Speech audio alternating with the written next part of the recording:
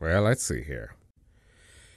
I might not be Morgan Freeman, but this is...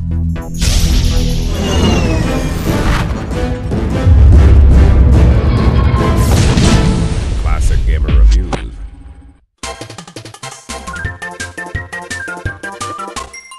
Kirby 64, The Crystal Shards to the Nintendo 64 was the first and only game on the system that featured Kirby as the main character. Although not as popular as Mario, Kirby games, for the most part, don't tread too far from the Italian plumber's platforming concept. Despite this, however, he has become one of Nintendo's most well-known mascots, appearing in many games, spin-offs, and his own deodorant. For those who aren't familiar with the concept of Kirby games, have Alzheimer's, or are just plain stupid, they tend to play like this. As in practically every platformer, you try to reach the end of the stage while dodging and killing enemies. But what makes Kirby unique though is his ability to suck up, steal enemy abilities, and spit out his enemies like food, with the latter being one that I don't recommend in real life. Ew, what did you do to the recipe? I thought I'd change up the recipe a little bit tonight. It's not what I asked for, bitch!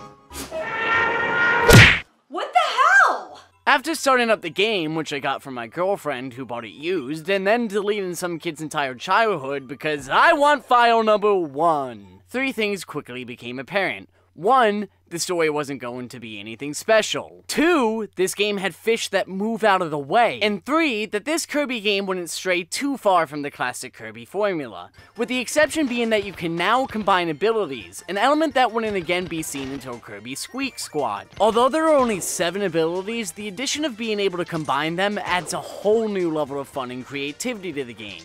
And while you can still use single abilities like this axe that transforms you into a rock, that doesn't make any sense. It's much more fun to combine abilities, like the bomb and electricity to make a light bulb. That doesn't make any sense either. What may be an issue to some is that some item combinations don't make much sense. I fail to see how a rock and a bomb make TNT, but this, at least to me, made the game much more enjoyable due to the fact that I never quite knew what I'd get. One second I would have a badass sword, and the next I was lighting myself on fucking fire. Once again, with the latter being something I don't recommend in real life.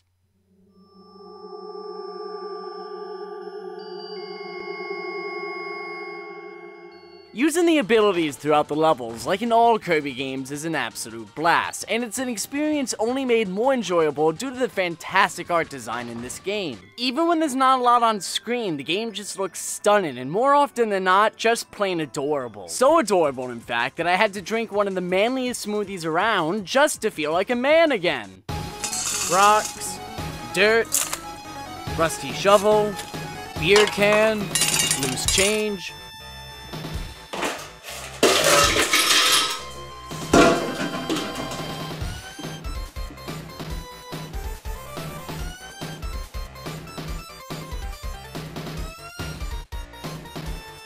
Cat.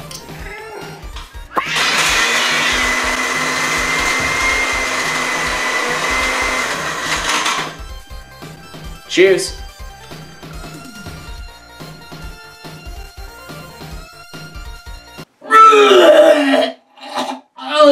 Oh god. Oh god. As a 2.5D platformer on this system, it really is an impressive game with lots happening everywhere on screen. Enemies and parts of the environment move around in the background, and mostly it's just there to look nice. There are only a few parts that really require you to actually pay attention to the background. Good-looking environments aren't the only things you'll encounter through levels. Some levels will also have you running into familiar characters to help you on your journey. These segments aren't that long and have you either dodging obstacles with Waddle Dee or smashing things up with King Dedede. And what a great friend he is. Get the fuck off me, bitch! That's not the only case of abusive friends in this game, though. At the end of each level, you are brought to a return-to minigame from Kirby 3, where you have to jump to get food. Failing to get any food or items will cause Kirby to start to cry, while his friends eat their food right in front of his face. I mean, it's no wonder Kirby is getting so skinny. It's because when he's dying of malnutrition, his friends just sit there and gobble down food like a bunch of greedy assholes. And to rub it in even more, one of his friends just sits around all day and paints pictures of food. In all seriousness, however, perhaps one of my favorite things about this game is the lack of your ability to be able to fly forever. In other Kirby games, you could just beat a level by simply flying over the whole thing, while in Kirby 64, you can't fly forever. And this, in my opinion, really adds to the game, because it puts a much greater emphasis on platforming, something which I think other Kirby games, even to this day, have forgotten. In Kirby 3 for the Super Nintendo, I wasn't doing much platforming, I was just flying. Whoa-ho! But in Kirby 64, I was actually jumping on things to get across the level, and my instinct wasn't just to fly over everything. This makes the game a bit more difficult. That being said, aside from a few of the last bosses, the lack of infinite flying is really going to be one of the very few places you find difficulty in this game. That's because Kirby's difficulty has always been the Pepsi to the Coke that is Mario's difficulty, which is to say that it pales in comparison. And that's saying something when most Mario games really aren't that hard to begin with. In Kirby, some of the mini-bosses don't even move and instead resort to summoning common enemies to kill you. And some of the common enemies have no control over their movement and will just aimlessly drift off into space. Yo, fucking help me, bro! Any enemies that do pose a threat are easily dispatched by pretty much any power you have on hand at the time. I'm not really gonna bash the game for being easy, as that would kind of be like bashing a cat for hating water, or a black man for liking watermelon. It's just the way Nintendo games are.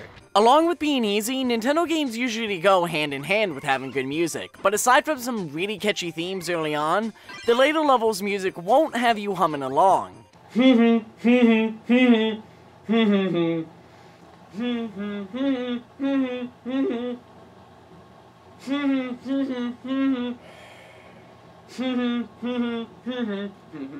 What I do find annoying, however, is the game's length. In an attempt to make the game feel longer, you're not able to get the true ending if you don't collect the 3 crystals in each level, something that you were never really told to do. So while it may only take you around 3 hours to get to the second to last boss, you will most likely have to replay a lot of levels to truly beat the game. Something that isn't really fun if you literally just got done playing them not too long ago. And so by forcing you to replay a lot of the game's short amount of stages, it creates a false perception that the game is longer than it actually is.